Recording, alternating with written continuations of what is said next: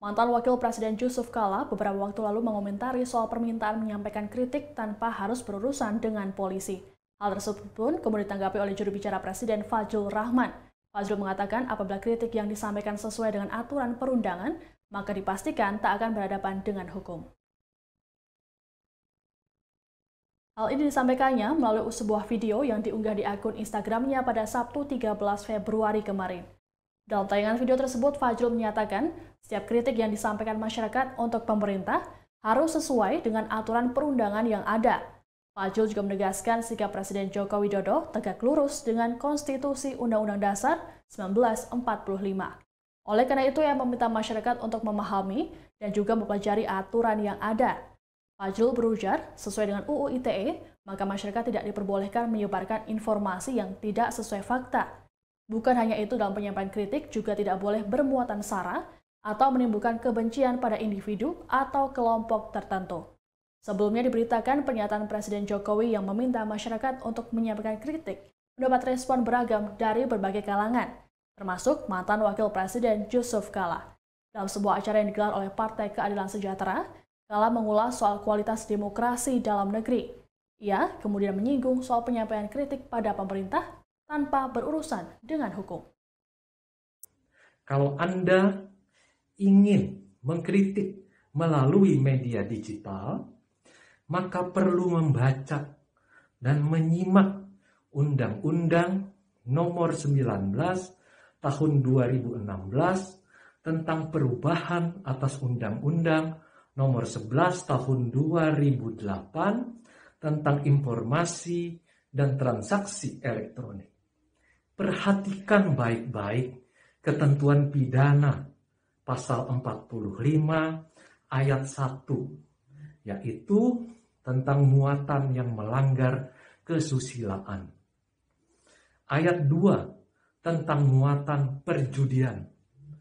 Ayat 3 tentang muatan penghinaan dan atau pencemaran nama baik. Ayat 4 tentang muatan pemerasan dan atau pengancaman. Lalu pasal 45A ayat 1 tentang dengan sengaja dan tanpa hak menyebarkan berita bohong dan menyesatkan yang merugikan konsumen.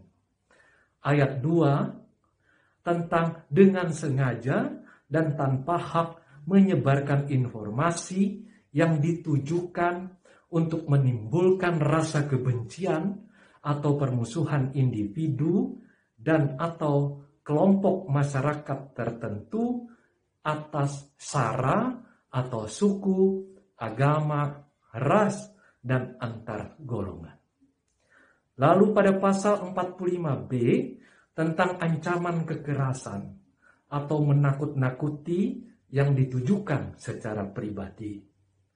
4. Kalau ingin menyampaikan kritik dengan unjuk rasa, baca dan simak baik-baik Undang-Undang Nomor 9 Tahun 1998 tentang kemerdekaan menyampaikan pendapat di muka umum yang sebelumnya dilarang di masa pemerintahan Orde Baru. Jadi, apabila mengkritik sesuai Undang-Undang Dasar 1945 dan peraturan perundang-undangan, pasti tidak akan ada masalah.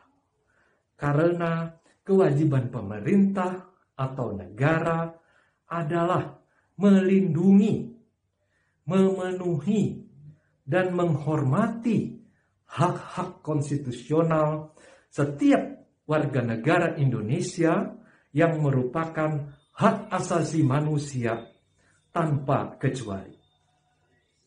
Presiden Joko Widodo tegak lurus dengan konstitusi Undang-Undang Dasar 1945 dan demokrasi konstitusional sesuai amanat reformasi 1998 yang berlaku hingga hari ini.